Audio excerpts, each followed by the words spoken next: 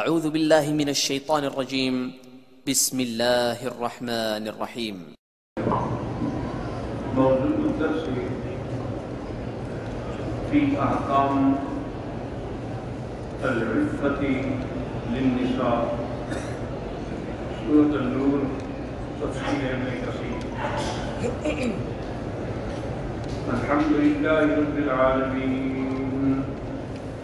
والصلاة والسلام على أشرف الأنبياء وسيد المرسلين سيدنا محمد وعلى آله وأصحابه أجمعين۔ اللهم صل على سيدنا وحبيبنا وشفيعنا محمد وعلى آل محمد كما صليت على إبراهيم وعلى آل إبراهيم في العالمين إنك حميد مجيد۔ أعوذ بالله من الشيطان الرجيم، بسم الله الرحمن الرحيم۔ وقل للمؤمنات يغضضن من أبصارهن ويحفظن فروجهن ولا يبدين زينتهن إلا ما ظهر منها وليضربن بخمرهن على جيوبهن ولا يبدين زينتهن إلا لبعولتهن أو آبائهن أو آباء بعولتهن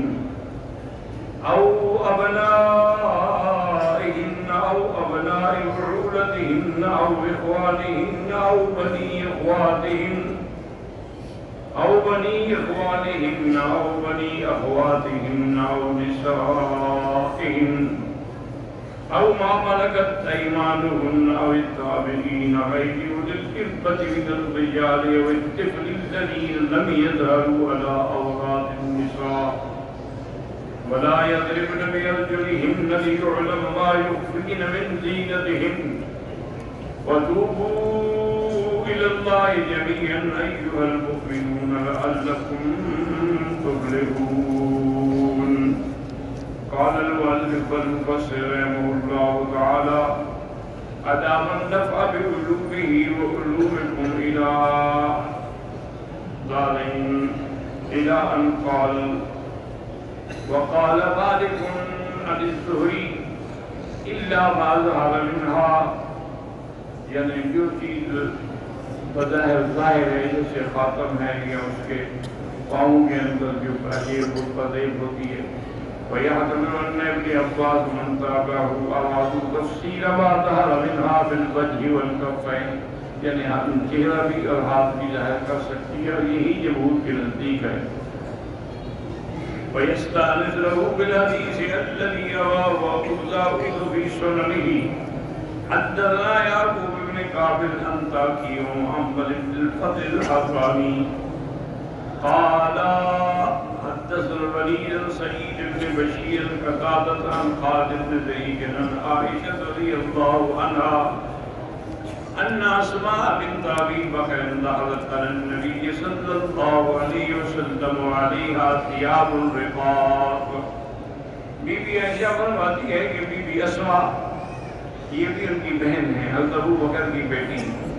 وہ آئی حضور صلی اللہ علیہ وسلم نے دیکھا کہ اس میں باریک قسم کے کپڑے اس نے پہنے ہوئے ہیں، فَأَعْرَضَ عَنْهَا، حضور نے منہ پھیر دیا، وَقَالَ يَا أَسْمَاء إِنَّ الْمَرْأَةَ إِذَا بَلَغَتِ الْمَحِيضَ، عورت جب حیض والی ہو جائے یعنی بالغ ہو جائے، لَمْ يُصْلِحْ أَنْ يَرَى مِنْهَا إِلَّا هَذَا، پھر اس کا ماں سوا چہرے اور دو ہاتھوں پہ کچھ نظر نہیں آنا چاہیے۔ لیکن قال ابو داود و ابو حاتم الرازی و مرسل خالد بن زید بن اسماء بن عائشہ رضی اللہ عنہا واللہ اعلم۔ وقوله تبارک و تعالی وَلْيَضْرِبْنَ بِخُمُرِهِنَّ عَلَى جِيُوبِهِنَّ، وہ اپنے اوپر جو مکنا پہنتے ہیں یا دوپٹہ اس کو سینے پر بھی ڈالنا چاہیے تاکہ سینے کے اوپر ظاہر نہ ہو، یعنی المکانی یعمل لها صفات ظاہرات علی صدورہم، اپنے سینے پہ وہ ڈالیں، لتواری ما تحت من صدرها وترائبها، تاکہ اس کا سینہ اور اس کا جو سینے کے ابھار ہیں وہ بھی نظر نہ آئیں، لیخالفن شعار نساء اہل الجاہلیہ، تاکہ جاہلیت کے زمانے کی عورتوں کی مخالفت کریں۔ فإنهن لم يكن يفعلن ذلك، وہ عورتیں یہ نہیں کرتی تھیں، بل كانت المرأة منهن تمر بين الرجال مصفعة بصدرها، سینہ کھول کے چلتی تھیں، وربما أظهرت عنقها، کبھی اپنی گردن بھی ظاہر رکھتی، وذوائب شعرها، اور ابھی اپنی ان کی اپنے بال ہیں ان کو بھی ظاہر رکھتی، وأقرض آذانها، اور کانوں میں جو بالیاں ہیں اس کو بھی وہ ظاہر رکھتی تھی. فأمر الله المؤمنات أن يستترن في هيئاتهن وأحوالهن كما قال تبارك وتعالى يا أيها النبي قل لأزواجك وبناتك ونساء المؤمنين يدنين عليهن من جلابيبهن ذلك أدنى أن يعرفن فلا يؤذين. وقال في هذه الآية الكريمة وليضربن بخمرهن على جيوبهن، والخمر جمع خمار وما يخمر به أي غطى به الرأس، جس سے سر ڈھانپ جاتے ہیں، سر کا دوپٹہ، وہی التي تسميها الناس والمقام، آج کل اس کو مقنعہ بھی کہتے ہیں، لڑکی جو سیدھا ہوتا ہے اوپر ایسے پہن لیتی ہے. قال سعید وليضربن بخمرهن على جيوبهن، یعنی على النهر والصدر، اپنی گردن سینہ سب چھپا کے رکھیں. وقال البخاري حدثنا أحمد بن شبيب قال حدثنا أبي عن يونس بن شهاب عن عروة عن عائشة رضي الله تعالى عنها قالت يرحم الله نساء المهاجرات الأول. بی بی عائشہ فرماتی تھی اللہ مہاجرین کی بیویوں پہ، مہاجرات پہ اپنی رحمت فرمائے کہ جب آئے تو انہوں نے فوراً اپنے کپڑے پھاڑ کے اپنے سر کو سینے کو ڈھانپ لیا. وَلْيَضْرِبْنَ بِخُمُرِهِنَّ عَلَى جِيُوبِهِنَّ شَقَّقْنَ بُيُوتَهُنَّ فَاخْتَبَرْنَ بِهَا، پھر اپنے آپ کو سے چھپا لیا. وقال أيضا حدثنا أبو نعيم قال حدثنا إبراهيم بن نافع عن الحسن عن صفية بنت شيبة أن عائشة رضي الله عنها كانت تقول لما نزلت هذه الآية وليضربن بخمرهن على جيوبهن أخذن أوزرهن وشققنها من كبر الهواشي فاقتبضن بها، انہوں نے چادریں لے کے ان کو کاٹ کے اپنے سینوں کو سر کو چھپا دیا. وقال النبي حاتم حدثنا أبي قال حدثنا أحمد بن عبد الله بن يونس قال حدثني الزنجي بن خالد حدثنا عبد الله بن سلمان بن خيثم عن صفية بنت شيبة قالت بيننا عند عائشة رضی اللہ تعالیٰ عنہ، بی بی عائشہ کے پاس تھے. وذکرنا نساء قریش وفضلہن، ہم نے قریش کی عورتوں کی اور ان کی فضیلت کا ذکر کیا. فقالت عائشہ رضی اللہ عنہا ان نساء قریش لفضلا، آپ نے بتایا ہاں واقعی قریش کی عورتوں کے لیے فضیلت ہے. واللہ ما رأیت افضل من نساء الانصار اشد تصدیقا لکتاب اللہ، لیکن میں بھی قسم کھا کے کہتی ہوں کہ انصار کی عورتیں جو ہیں وہ بھی اللہ کے قرآن پر عمل کرنے والی ہیں.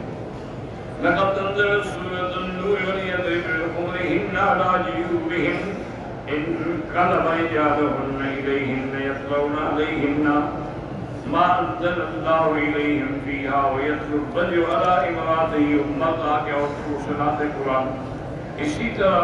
مرد اپنی بیوی کو، بیٹی کو، بہنوں کو قرآن کا یہ حکم سناتے. وعلى كل ذي قرابته وما منهن امرأة إلا قامت، ہر عورت میں سے سب نے کوئی اللہ کا قرآن سننے کے بعد اٹھی. إلى ابتغاء المرحل فاعترف به تصديقا وإيمانا بما أنزل الله من كتابه، انہوں نے فوراً اپنے کپڑے کو کاٹ کے اپنے سر کو اور سینے کو چھپایا. فأصبحنا على رسول الله معتجرات، حضور کے پیچھے نہ آتی تھی نماز پڑھنے کے لیے تو بالکل ایسے چھپی ہوتی تھی جیسے ان کے سروں کے اوپر کوئی چیز رکھی ہوئی ہو. كأن على رؤوسهن الغربان. رواه أبو داود بغير وجه عن صفية بنت شيبة به. وقال ابن جرير حدثنا يونس قال أخبرنا ابن وهب أن قرة بن عبد الرحمن أخبره عن ابن شهاب عن عروة عن عائشة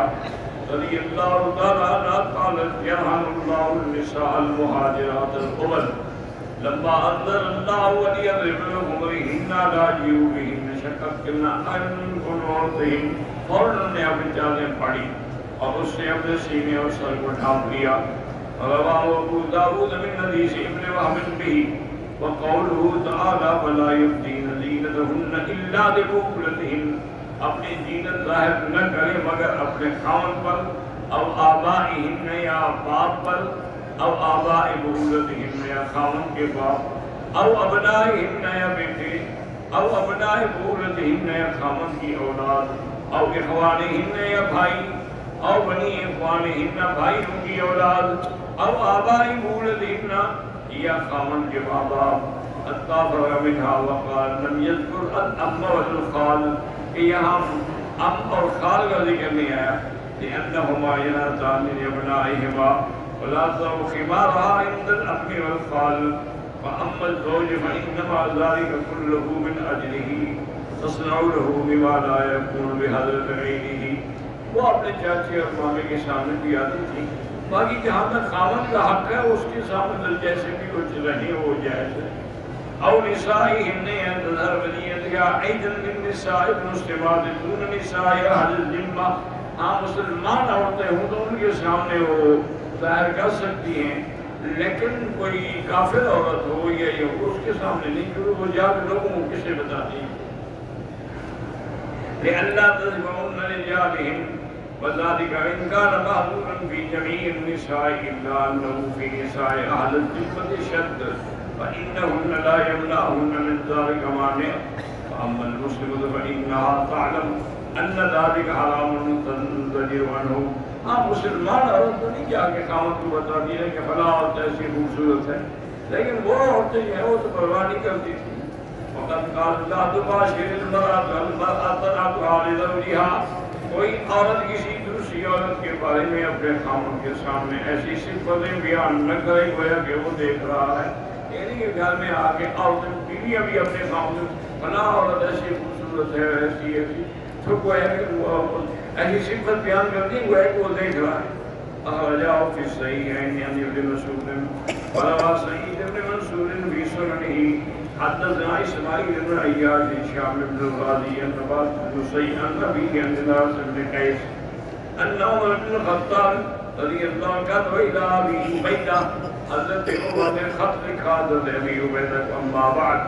فإنه بلغني النساء من نساء المسلمين يدخلن الحمامات مع نساء اہل الشرک، تو وہاں اس زمانے میں رواج سے حمام ہوتے تھے، یہ حمام نہیں وہ حمام کہلاتے تھے کہ کمرے بڑے ہوتے تھے کپڑے کی طرح، ان کے اندر چھوٹے چھوٹے کمرے اور ان کے اندر پائپ پانی کے گرم چلتے رہتے تاکہ بھاپ پیدا ہو،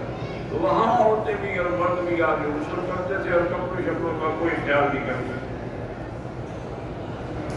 وَإِنَّ مِنْكَ فَلَا يَحِلُّ لِامْرَأَةٍ تُؤْمِنُ بِاللَّهِ وَالْيَوْمِ أَن يَنظُرَ إِلَىٰ أَوْلِيَائِهَا إِلَّا أَهْلَ مِلَّتِهَا، خبردار کوئی عورت جو اللہ کو ماننے والی ایسے مامات میں نہ جائے نہ اس کے بدن کو کوئی دیکھے۔ وقال مجاہد أَوْ نِسَائِهِنَّ قال نساؤهن المسلمات ليس المشركات من نسائهن وليس للمرأة المسلمة أن تنكشف بين يدي مشركة، مسلمان عورت کو بھی یہ چاہیے کہ کسی مشرک عورت کے سامنے اپنا کپڑا نہ کھولے۔ وروى عبد الله في تفسيره عن الكلبي والنبي صالح عن ابن عباس عن نسائهن قال هن المسلمات لا تبدي اليهودية ولا نصرانية، کسی یہودی نصرانی کے سامنے سینہ یا اپنا سر اپنے بال ہی بالا ہی الا محرم، جو صرف محرم کے دیکھنے کی اجازت ہے ان کے سامنے نہ کھولے کبھی بھی۔ وروى سعيد بن جبير حدثنا جرير قال عن ليس بن مجاهد قال لا المسلمة خمارها عند مشركة، لأن الله تعالى يقول أو نسائهم فليس نسائهم، وأن مقول الرباط النسي أنهما كرها أن تقبل النصرانية والمجوسية اليهودية والمجوسية المسلمة، فأما بعد ما هو يرضي حاتم حدثنا علي بن الحسين حدثنا ابو امير قال حدثنا زمرة قال قال العطاء بن ابيه قال لما قدم اصحاب رسول الله بيت المقدس كان قبائل نسائهن اليهوديات والنصرانيات، وهذا ان صح محمول على حال الضرورة او ان ذلك من باب الامتحان ثم انه ليس فيه کشف عورت ولا بد کہ وہاں جو ہے خدمت کرنے والی عورتوں کی یا دایا کی وہ یہودی ہوتی لیکن وہ ضرورت کے تابع اس عورت سے بھی علاج کرایا جا سکتا ہے واللہ